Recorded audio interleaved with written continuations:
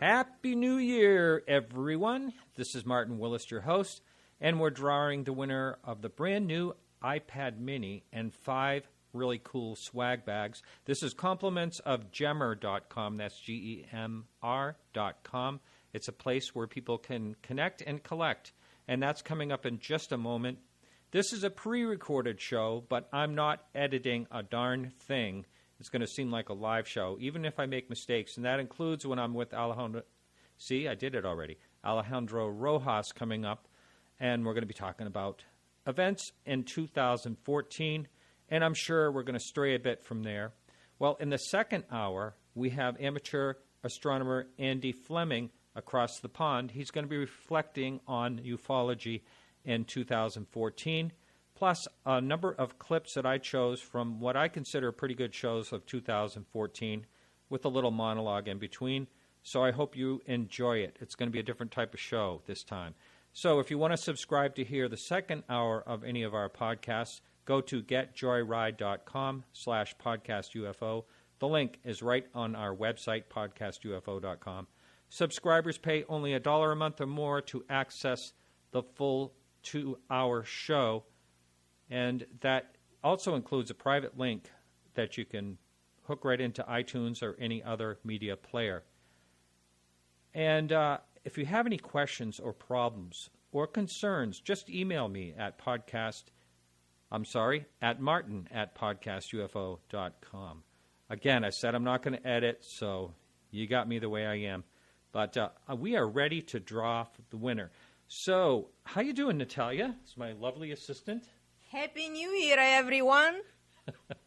Thank you. And okay, so in front of me, you can picture this. I have a kind of an antique picture.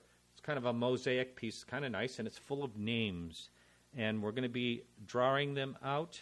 And the first one is going to be the winner of the iPad Mini. And reach in, if you will, Natalia, and pull out. And the lucky one.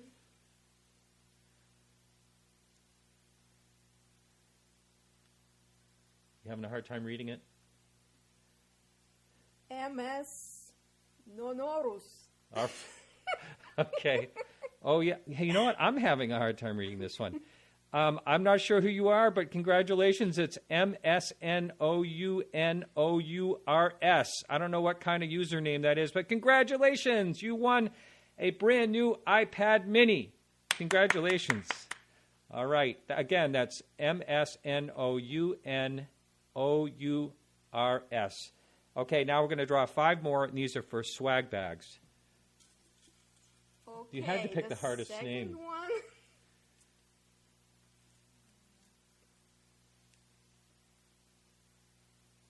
Nina Mink? Oh, Nina Mink. I can't believe Nina Mink. She had trouble signing up. Nina Mink, you won a swag bag. Okay, go ahead. That one was easy to read. And the third winner?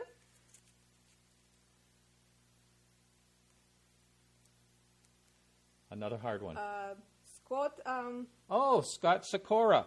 Oh, my goodness. Scott Sikora was actually my first listener. Thank you, Scott. He listened. He somehow found my very first podcast. Congratulations, Scott, for a swag bag. I know. He's saying, why not the iPad Mini, right? Next one. Ludmilla for a swag bag. No, we have 2 more.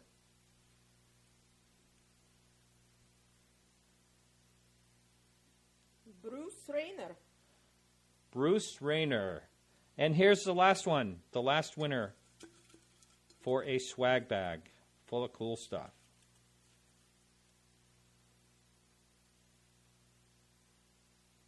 Christopher Ranking.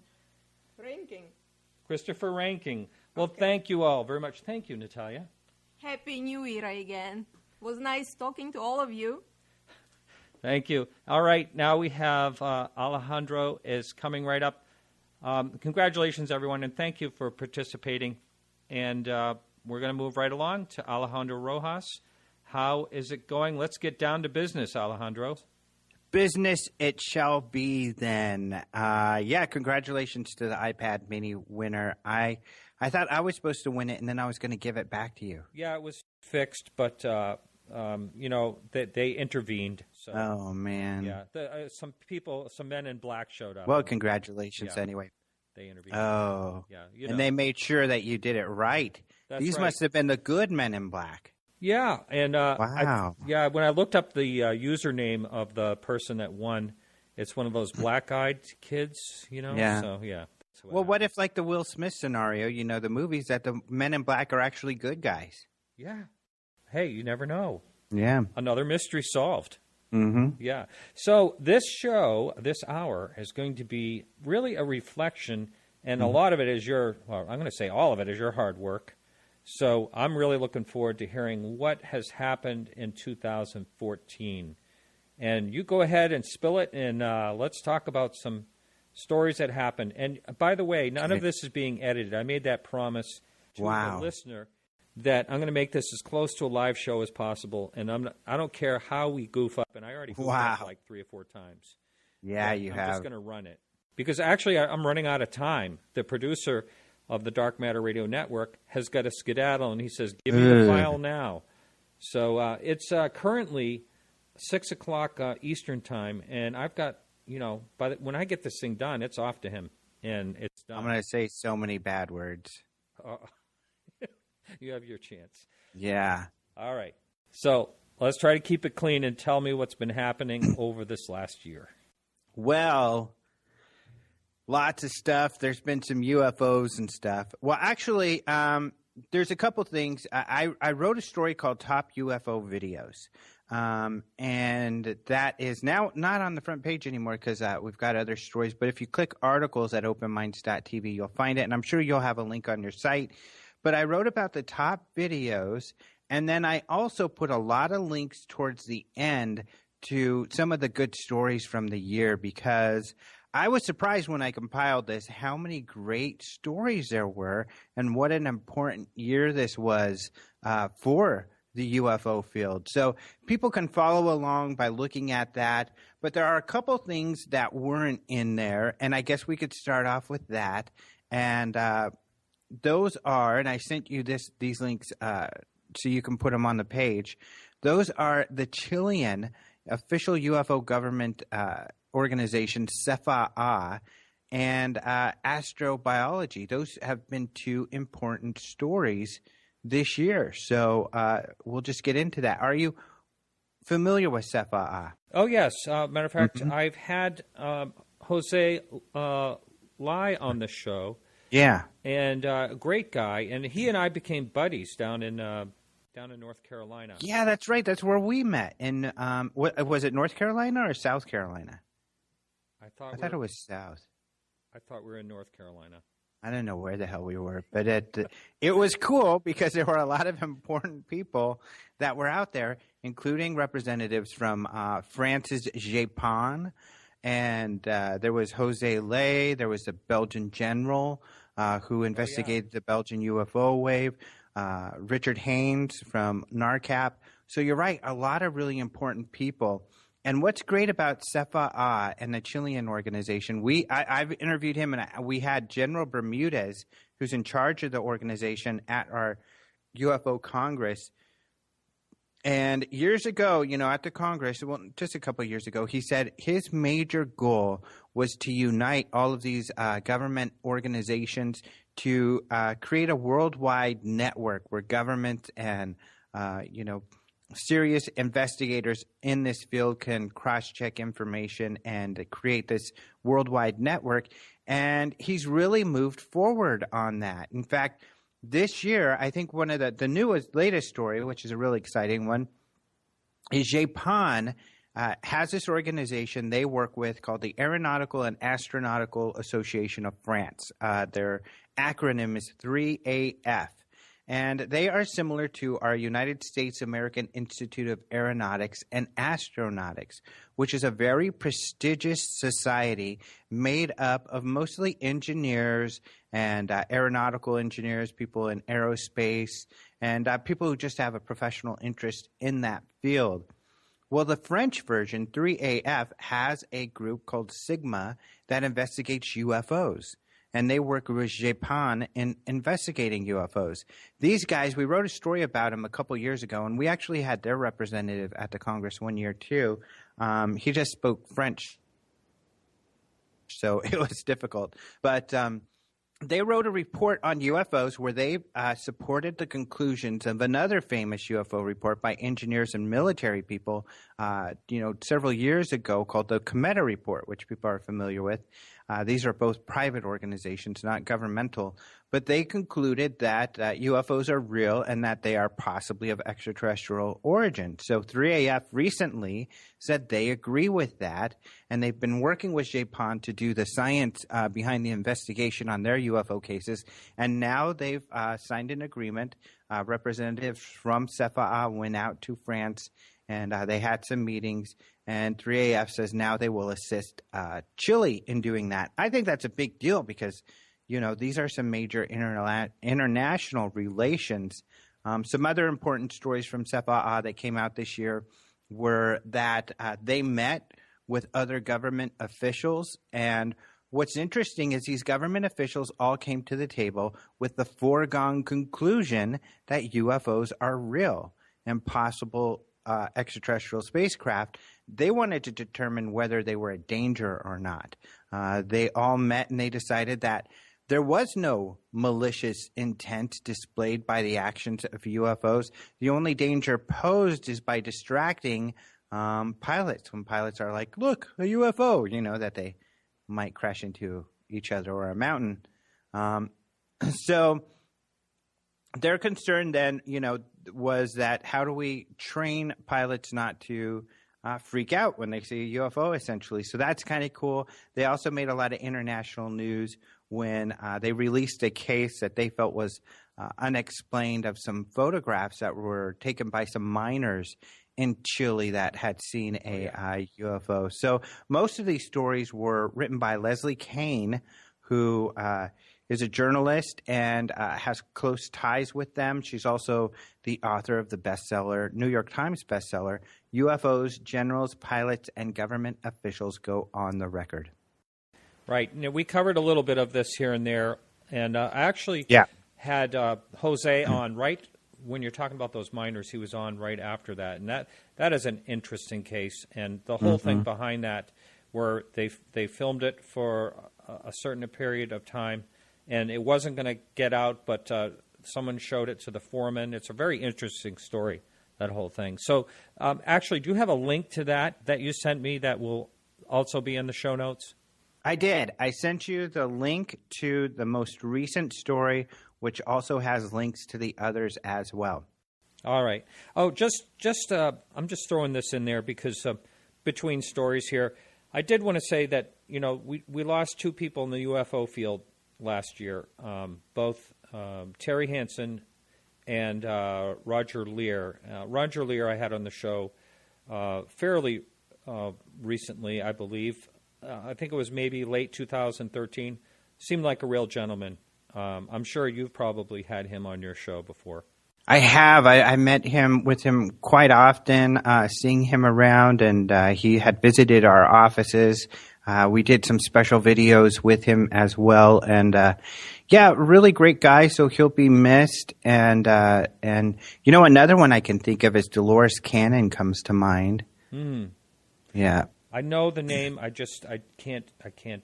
Yeah, she was really interesting. She did regressions on people, and oh yeah, okay, yep. Yeah, and felt she was speaking with extraterrestrials through her clients there, and wrote some books about it and stuff. Mm-hmm. You were talking just a minute ago about the countries are basically saying that they realize that UFOs are real, and to me that's fascinating because I had lunch today with who I invited, a coworker. I'm involved in a startup company, and a coworker that I worked with is really, really into astronomy and science, and he's also a skeptic. And we kind of went head to head over the UFO topic, and he is just, it all goes back, and I understand exactly what he's saying. It all goes back to evidence. What evidence do we have? He likened something like if he had a gumball machine and he said to me, there's 1,000 or so gumballs in there. They're either odd or even. Say yes or no. And I said, what are you saying? What are you trying to say to me? And he's saying, that's how the same thing as saying that UFOs exist. You have there's no conclusive evidence unless you look at it. So unless you count those gumballs, you can't answer. And unless you hold a piece of evidence in your hand, you can't answer that UFOs exist. That was his saying. But, I forgot all about the fact that, these countries are actually saying, yes, we are saying that UFOs exist. That to me, that is a big deal. And that does mean a lot. It's not like it's you or me or whoever else in ufology. These are someone representing some part of a government, or these are important people in my eyes. Yeah. Well, and now Peru has a group like this. Actually, Uruguay was the first to have a group, an official group. Now we have Chile. Argentina was supposed to have started one. So now there are a handful of official governmental organizations investigating this stuff. Japan is under CNES, which is their version of NASA. Others are, I think all of the others are under the military, the Air Force. So lots of different configurations. And that was why it was important for them to meet in North or South Carolina, wherever we were, and that's kind of where a lot of these relationships got started. So really cool stuff, and it's neat that we got to be there. It really is, and it was really wonderful meeting all those people. I besides meeting you there and our connection that has been great, that was when I made the choice to go there. That just changed so much in what I do actually, and that's why I really want to get out there to more conventions, and I definitely am starting to make plans right now to see you out there at the UFO Congress this year. And we can actually talk about, we don't have to stay completely stuck in 2014. We can talk a little bit about that. If you'd like to address that right now, why don't you just go into it, what is going on out there and who you have for speakers, okay, the dates and all that. You better come now because I won't talk to you again if you don't. How's that? I am blackmail. Semi-permanently committed. Yeah. So, there is some news around that for this year because Guinness World Records, the Book of Guinness World Records, in 2014 said that we are the world's largest UFO convention. So they made that official. So that's some exciting 2014 news. And this is exciting. I mean, one of the topics that was kind of cool is Bob Lazar coming out and doing some interviews with George Knapp. He really has laid low and not talked about his stuff in a long time, and so now he's coming out to and it was because of that we kind of felt, hey, he's obviously got a lot more to say. Then George Knapp did a talk at MUFON that was very compelling, that that Bob Lazar should not be written off. And so that sparked our talking to George about getting Bob Lazar to come to the UFO Congress, and it was really difficult. But luckily I have a great relationship with George. That's why I'm on Coast to Coast with him fairly frequently. And so we got it to work out. So that's really exciting. But we have a lot of other good ones. You helped me get reconnected with the guys in Allagash, that had the experience in Allagash, Maine. And that's a great case. I've seen them talk before. And at least one of them will be coming. The other one is actually not feeling well. So we're probably going to have him on video and show him during the talk with Charlie Foltz. Oh, Charlie's coming? Charlie will be there. Oh, so it's Jim. Yeah, Jim is it's got some might not be able to make it, but he had a terrible fall years ago. Fell down in a hole and broke his back. Oh my gosh. That's how really that's how this whole thing came out. You'll hear this story. But that's how the whole thing came out, because when he was recuperating in the hospital, someone gave him the book to read of Whitley Strieber's, and he saw that and he freaked out. What a great story that is, because that's when all reality hit him of what happened. These guys are cool. These guys are really down to earth, really neat guys. So, that's a fun one. I mean, there's just lots of really cool speakers that I'm very excited about that are going to be there. We'll have Richard Dolan. You've probably interviewed him. And, everybody's always excited. He's put together a special talk just for the conference. Jaime Maussan, as usual. People really like to see him. Oh, yeah. Jeremy Corbell, I don't know if you've interviewed him. Not many people know about him, but he's done some great documentaries. He'll be releasing at our conference finally, and he's going to be, I think, the next big thing. He's real good friends with George Knapp, and he's done some stuff in Vegas. Really cool guy, so this is going to be great. So a lot of really neat stuff coming up at the Congress. It's going to be really, really cool. Definitely, no doubt worth it. And, we work really hard. Well, you know how it is when we interview people. You get to know a lot of people and have your kind of thumb on the pulse of the field. And it gives us a unique perspective to know who's doing really cool stuff out there. So really, our conference is going to be full of those people doing cool stuff right now. Now, I know you spoke after I had Doug Trumbull on the show. On the show. You spoke to him not too long after. Did you actually consider thinking about inviting him eventually?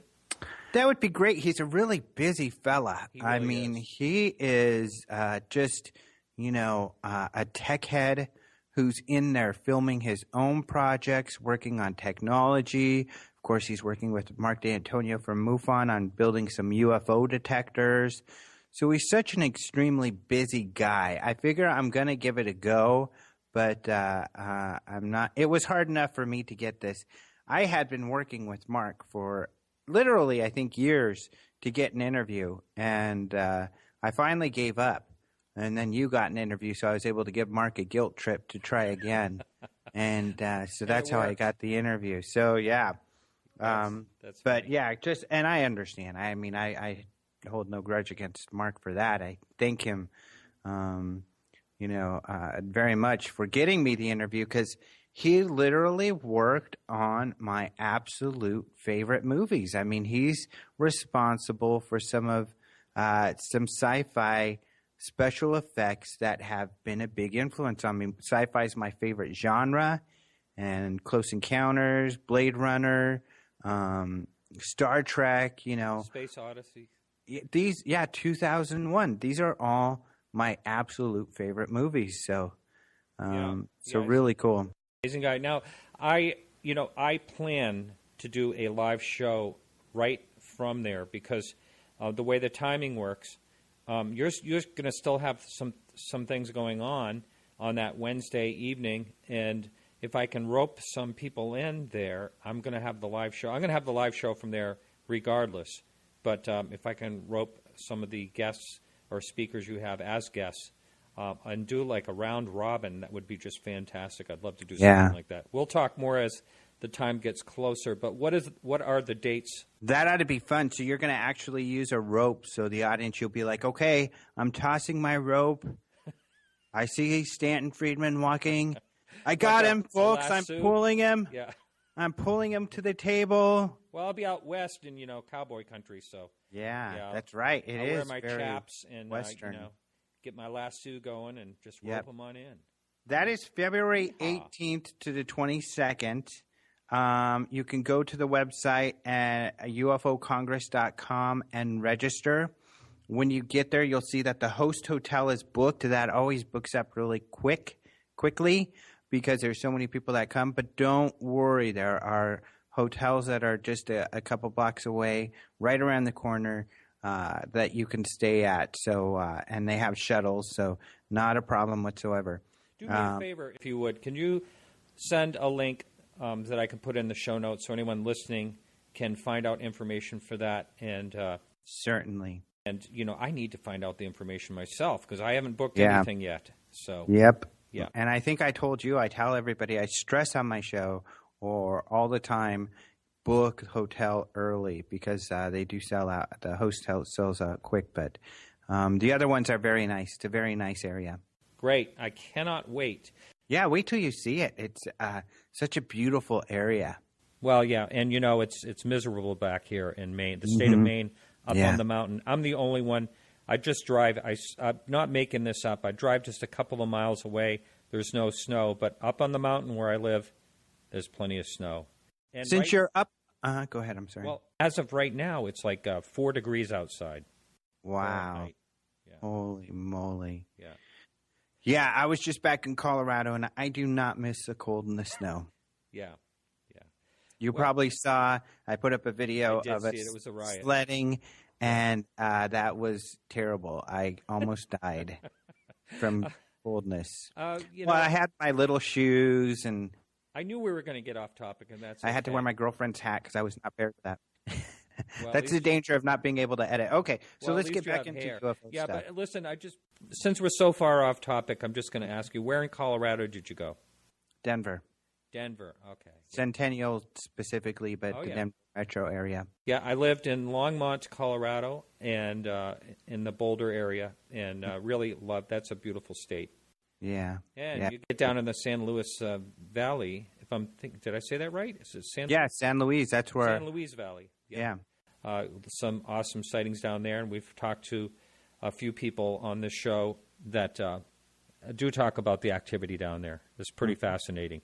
But Yeah. okay, since we're so far off topic, let's try to get ourselves back into the year 2014. What is next? You know, I just to mention, because I've talked at more length on other shows about this, but you and I have already talked at length about this because it's a recent story.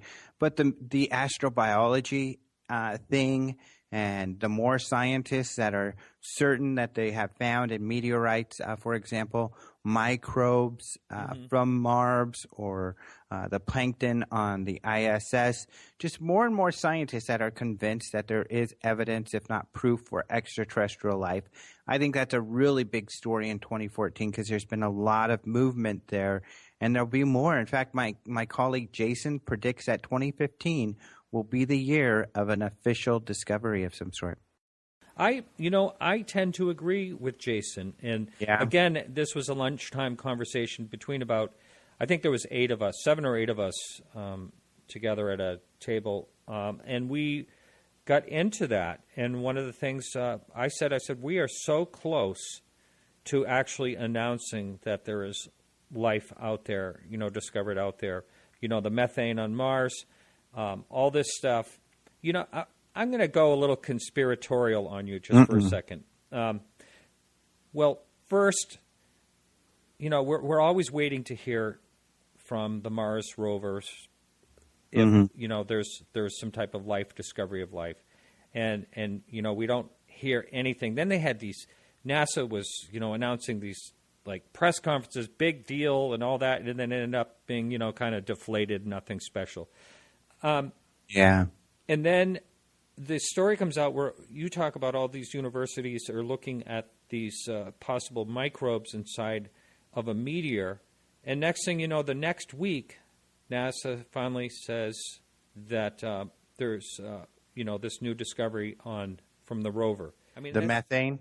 Yeah, the methane. It just kind of seems like they're getting nudged into actually, it's very conspiratorial what I'm saying, but it's almost like they're getting nudged into actually talking more about what they're finding, Yeah. Well, since you went there, last at the UFO Congress this year, actually, we had, and it was one of the bigger stories. Actually, it went viral because Lee Spiegel was a part of it. But we had Richard Hoover, who is an astrobiologist for NASA. He's since retired, but he works with this University of Buckingham, which is kind of an international group of astrobiologists that say they have, lots of evidence, if not proof, for this. He says that, a rover, I can't remember which, years ago, took pictures which they believe to be possibly fossils in a rock on Mars, and then the rover destroyed the rock, supposedly on accident, and he thinks possibly one of his colleagues did this on purpose because the guy disagreed with him. So he feels that in a sense was a cover-up. So who knows? Yeah, who knows? And I think the information is coming at us sort of softly. Do you know what I mean? It's not. Yeah. It's not going to be the big, huge surprise. I don't believe, because we're just getting little tidbits fed to us, and that may be purposely. It may not be, but I think that it's not going to. It's definitely not going to be a meltdown of society if they find. Well, we've got. microbes. Yeah, this year, an astronomer who wrote about religion and the idea of extraterrestrial life. In fact, I've been lecturing on that this year because late last year I built a talk on that. And a lot of what I reference is the work of Dr. Ted Peters, who is a professor of theology, and he's done a survey to find out, are religions going to freak out? And essentially his survey said no, that people are pretty much going to be okay with it. They're not going to freak out at the level that some people say.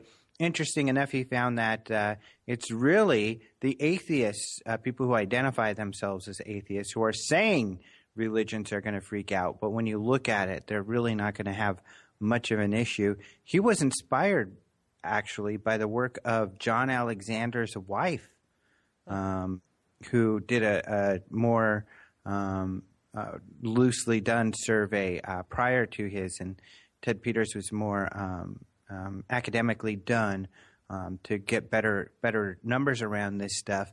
But this guy who wrote the book recently had similar things to say, that most religions kind of have this in their religion. So people aren't really going to kind of, I think, there's this fear that people are going to jump up and jump out of their windows and off cliffs and stuff. And we're probably going to be okay. I look at it myself, and, people are going to look at it differently. I'm trying to remember who said the saying, something about if we are alone or if we are not alone, both are equally terrifying. I'm really butchering it. But I personally am going to rejoice in the fact when it actually comes out that that there is evidence that there's life out there. I'm going to rejoice because I don't want to be alone. I don't want us to be alone. Yeah. Yeah. And it doesn't really, I don't think it makes sense. And I think, more people are kind of, even the atheists, the most skeptical groups of all, are kind of sitting back and thinking, that just doesn't make sense that we'd be alone. The numbers just aren't there. And so, I think we've got some exciting times on that front ahead of us. I do too. Mm-hmm. So, all right, well, let's continue along here. Okay. Well, let me bring up maybe a couple stories that are really cool ones that I haven't really talked about much elsewhere. The first one, because I love this one, is this Kirsan Alumzanov. Do you know who that is?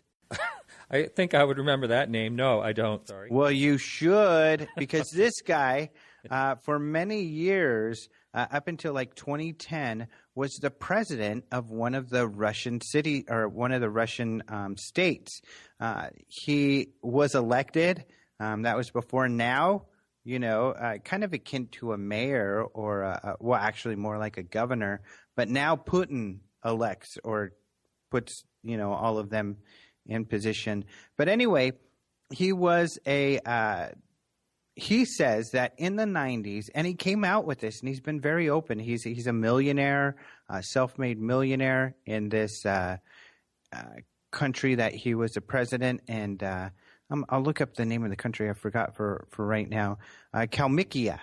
And this country is really interesting because it's in the western side of Russia, near Eastern Europe and the Middle East. However, it's a Buddhist country. It's the only Buddhist country in like the Eastern European area, which is weird because, they're by the Middle East where there's lots of Islamic countries as well.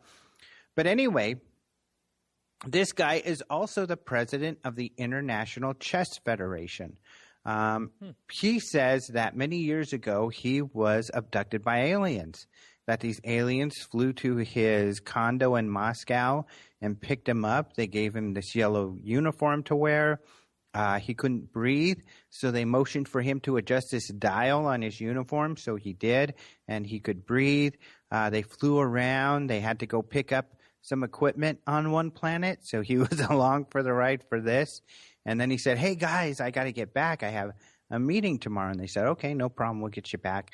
And they took him back. And he says they just wanted, I think, just for me to see that they are peaceful and they're out there. And then once we're more evolved and peaceful, that they'll come and they'll hang out with us, essentially.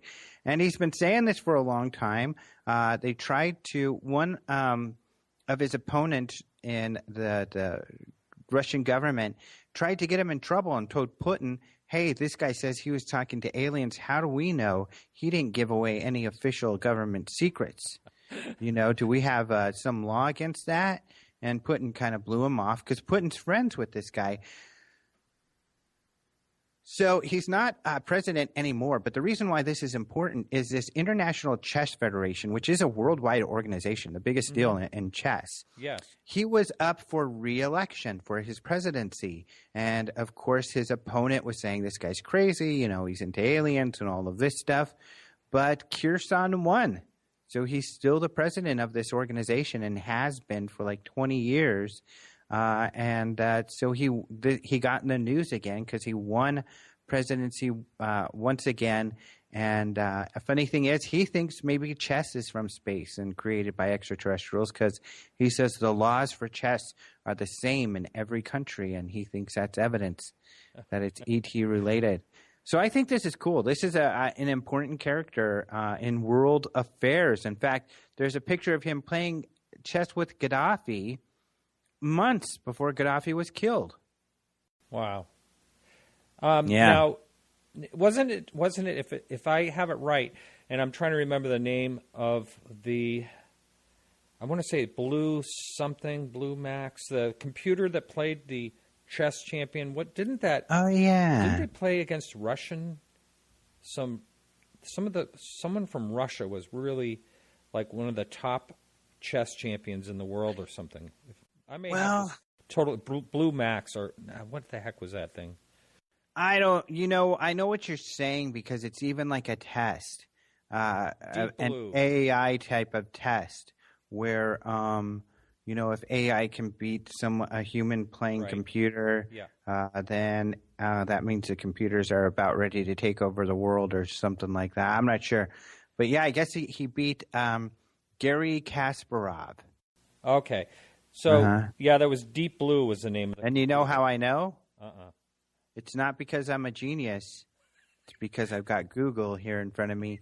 But interesting enough, this Garry Kasparov, who lost, he is the world chess champion, and he's the guy who is running against Kirsan to be president of the Chess Federation. So there is a link there, but he lost. How about that? Yeah, that's kind of an over the top statement for someone like him to make. It really is. Well, and wild. What's interesting is Kasparov got upset over this election because Putin came to an event for Kirsan supporting him and, doing some photo ops, which helped Kirsan get reelected as the Chess Federation president. So he was mad that Putin, the Russian government, was supporting Kirsan. But it's interesting that Putin, well aware of this extraterrestrial issue, still is friends with Kirsan and supports him. Now, it seems to me it was maybe 2 years ago there was some type of a Russian politician that went on the record about UFOs. Do you recall that? I think there was a German in the EU that was pushing something, but I can't remember right now. Well, like I said, sorry. I'm doing this live and there's no editing, so this is the real us. Yeah, sorry. Sorry everyone. It's a real Happy us. New Year, sorry. All right. Yeah. All right, so what else did you dig into? You said you had more than one story that you didn't talk about. Yeah, here's one I didn't talk about at all with others, and I think it's one, we'll see if you're aware of it, because this is a really fun one too. This is William Shatner, who says he knew the abduction researcher John Mack, and that he's going to write a book based on John Mack's work. I had no idea about this. Yeah. Wow. So that's cool. Isn't this interesting? That is really something. Now, there's a lot of people involved in things like this. There's a guest I had on last year that I want to say her name is Diane. I can't remember her name. That's actually, putting together a movie about John Mack as well. So, Yeah, that's right. There's a book going on about it. Yeah, so this is really great. That's quite amazing. Shatner's something else. He's like the Energizer Bunny. He just keeps going. You know. Yeah. He's getting on in age. And yeah. And I know someone that sold his kidney stone. I'm not kidding. To Shatner? Yes, he went on. This is kind of a funny story. He was on a talk show. I want to say Jimmy Kimmel's or something. And this auctioneer, a friend of mine in Beverly Hills, happened to be watching. And it was either his kidney stone or something. He had it in a little vial in the talk, during the talk show, and was holding it up and like laughing. Well, this auctioneer contacted him somehow through his publicist or whatever and said, I want to sell that at auction. He got something like $70,000 for it. You're kidding. No, and the money went to benefit. Actually, it went to some type of charity or something. But wow. Isn't that crazy, huh? Wow, that's really wild. Yeah, but this is cool. So Shatner originally told Larry King about this, that he was going to do a book about alien abduction. And then the Dallas Observer asked him more about it. And he said the UFO book came from the work of this is a quote, a once tenured Harvard professor and psychiatrist named John E. Mack, who concluded after interviewing more than 200 subjects who claimed that they were abducted by aliens, that they were telling the truth. Mack died as a result of a hit-and-run accident before he could complete his work, but he finished a thesis on the subject, and Shatner thought it would be worth turning it into a book. So that's from The Observer. And then the quote from Shatner is that he, John Mack, died 10 years ago leaving this thesis, and given all that we know and what we've discovered through observation, there are strange, mysterious things at work in the universe that we can't even imagine, and UFOs may be part of that. Wow. That is pretty cool. Yeah, really cool. So that's something interesting to look forward to. I'm not sure when this book will come out, but maybe in 2015. But yeah, how interesting is that? That's awesome. That's awesome. So I don't know if we talked about this one moving on because you mentioned Jimmy Kimmel, and that was, of course, Bill Clinton talking to Jimmy Kimmel. I don't know if we did. I know that I brought it up, but I can't remember if I brought it up on one of the podcasts or not. But, yeah, I saw that. Mm-hmm. That was great. So that's really cool because he, talked about UFOs, and Kimmel said, I'd look into UFOs, did you? Clinton said he sort of did. He looked into the Area 51 alien rumors and everything.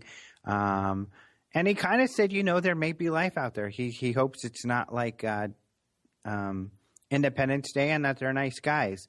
But what's interesting, and I don't know if you saw this, that Ben Hansen from Fact or Fake did a voice analysis. And there was some stress. Yeah. Yes. Let's talk about that. Because, first of all, Jimmy Kimmel...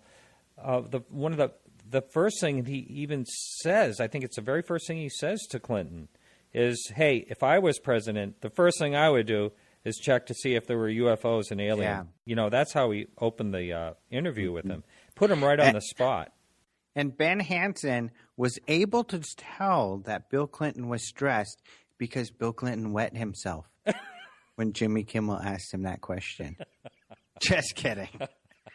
Just kidding. And I told you I'm not editing. I know. That's like, you can't take that out. But actually, Ben Hansen did say that Clinton showed signs of significant apprehension, stress, and guarded behavior. He admits he can't say why Clinton may have been stressed. There's different reasons why that might be. I know Ben Hansen very well. I've seen him talk on this, and we've talked at this on length. But he says that it's possible that Clinton knows more than he can reveal. It's also possible that Clinton wants to know more, but was denied the information. And those are some of the possibilities. A lot of people argue, well, he knew most likely what Kimmel was going to ask him, so any stress must be related to something like that. Who knows? But, it's really interesting. I think what's interesting, of course, I think I said this on Coast to Coast, but that there have been quotes from Bill Clinton, such as in Hong Kong, where he said, things like when he talked about UFOs, I didn't find anything. They told me there was nothing to it, but I wouldn't be the first president that career bureaucrats have lied to. Bum, bum, bum. Yeah, absolutely. Well, yeah, I Neat thought, story. I thought Clinton was really, the whole situation was really interesting when he actually attempted to get somewhere with it. And I can't remember the name of the person that he was having actually look into it deeper for him. I wish I did a little research before we did the show. But there was Hubble. That's right. That's his right. friend. Yeah, exactly. he asked. Yep. Who didn't find anything, I guess. Right. But I believe there's a picture somewhere on the internet of the Clintons walking with Rockefeller holding. There is one, and that was, I got to kind of release that story because it was actually done by Tonio Cusin. I'm probably saying his name wrong, but a researcher who had found this and posted it in a forum, and he let me post it as a story. But yeah, it's Hillary Clinton talking with Lawrence Rockefeller, holding a book from Paul Davies, who is with SETI, and it's about extraterrestrial life and if it exists, that sort of thing. And we all know Lawrence Rockefeller funded some UFO initiatives and was really into the topic and wrote some letters to get the Clintons to talk about UFOs. So that might have been some of their discussion. Right. Really fascinating. Yeah, very much so. Yep. And, there was one thing that I don't believe I know you and I haven't talked about it, but from what I understand, Will Smith's son was actually in Obama's office and asked him about aliens. Did you ever hear anything about that? Yeah, that was one of our biggest stories, actually. That story went viral. Of course, really? Other people did it. That was a couple of years ago, wasn't it? Yeah, and but not much. Let's see. I think it's even on our front page because it's in our most popular stories. And so what happened, I think, is somebody, maybe even Will Smith, posted it on his Facebook. We couldn't tell who did it, but Facebook brought us tons and tons of traffic on this story. But yeah, essentially what happened is first his dad, Will Smith, told the story first. He said that we went to go visit the president when we were in the Situation Room. I told my son, don't ask him about UFOs. I know you're into it. Just don't do it. And his son did it anyway, and he laughed about it. And that was the story. Well, A few months later, Jaden Smith talked about it because somebody asked him, well, what did you tell the president? And it's funny because Jaden Smith said, well, I wanted to ask the president. So when we got in the Situation Room, I said, are aliens real? And Obama looked at him and smiled and said, I can neither confirm nor deny their existence. And so Jaden Smith said, to me, that means they're real. He confirmed to me they're real. He just couldn't say it. So, pretty funny. I'm sure he was joking, Obama. I think Obama was joking, but I think Jaden Smith was serious. Oh, yeah. Yeah, I think so, too. And, yeah, that is a pretty funny situation. And Will Smith being in, I'm forgetting. Independence Day. Independence Day. He drags the alien out and pretty funny knocks him stuff. in the head.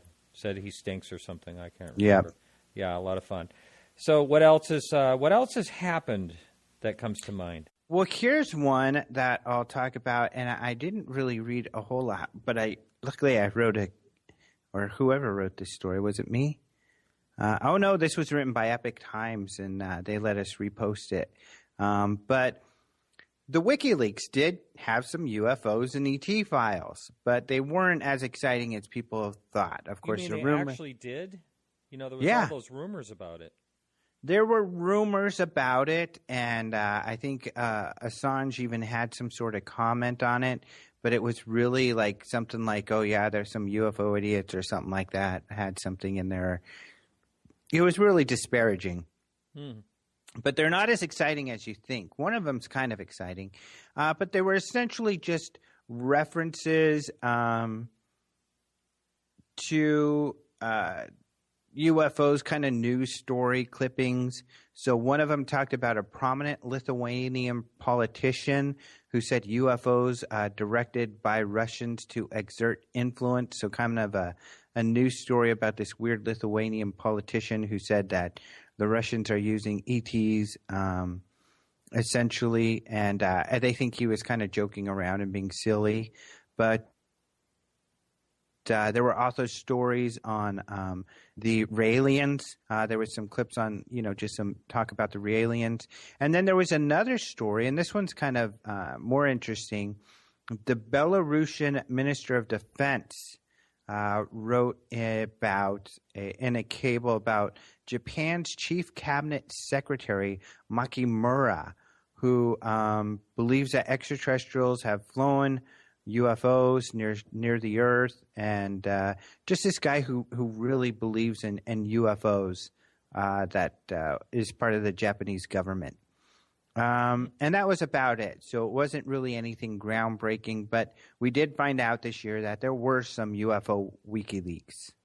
There's so many documents that they have, and the same thing with Snowden. It keeps coming out also over and over again that he found UFO documents and, it's a hoax or whatever.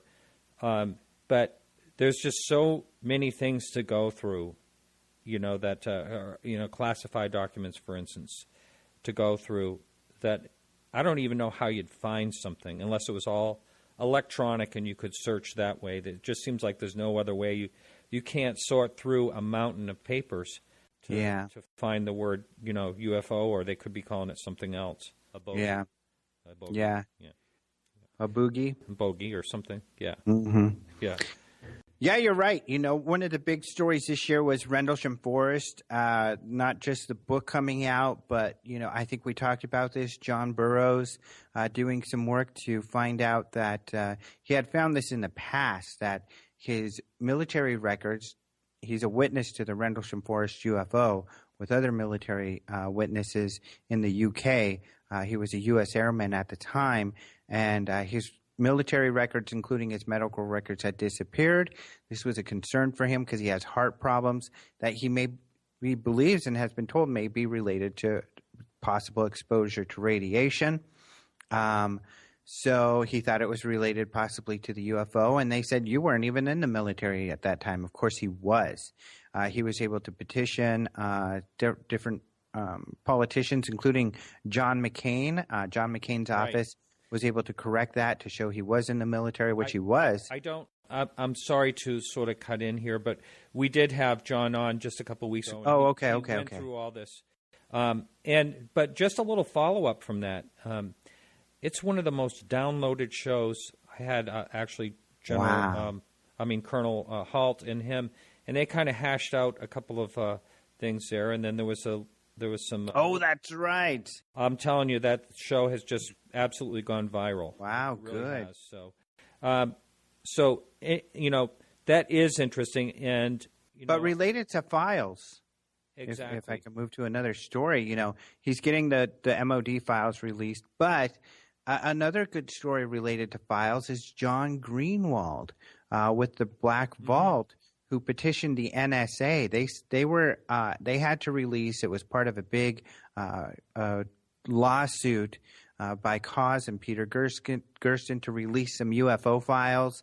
They finally did, but these files were heavily redacted. Most everything's whited out. And Stanton Friedman shows a file from this case that's all blacked out. But so Greenwald went in to say, hey, now you can, unwhite out some of those and give us more information on those files.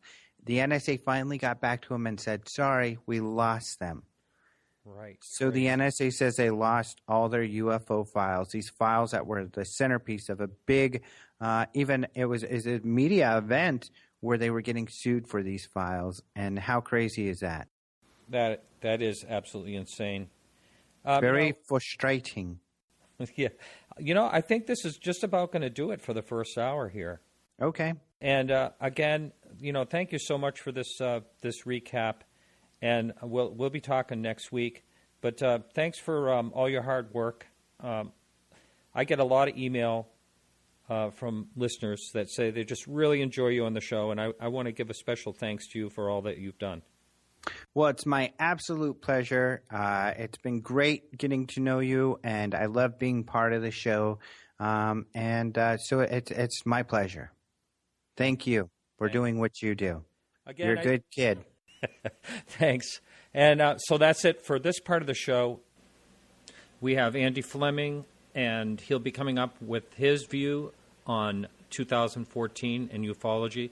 Then we have clips from a number of different people from 2014. If you want to listen to the full show, all you have to do is subscribe for $1 or more a month on getjoyride.com. And if you go on our website, Podcast UFO, all the information's right there. I want to thank everyone for listening today, and I want to thank Alejandro Rojas. I want to thank the people that participated in the mini-pad eye contest. Thanks so much for that, and congratulations to the winner. I want to give Peggy Shunning a big thank you for helping out for 2014, making our Facebook page what it is today. It's awesome. I would thank Keith Rowland, the producer of the Dark Matter Radio Network. And I also want to thank all the great guests that we had in 2014. And most of all, I want to thank you, the listener. Thanks so much for spending your time with us and listening wherever you are, driving in your car. People tell me they're folding their laundry or doing their laundry. A woman wrote me she was decorating her Christmas tree. All good stuff. Thanks so much, and we'll see you right here in 2015 next week live on the Dark Matter Radio Network. Keep your eyes to the sky.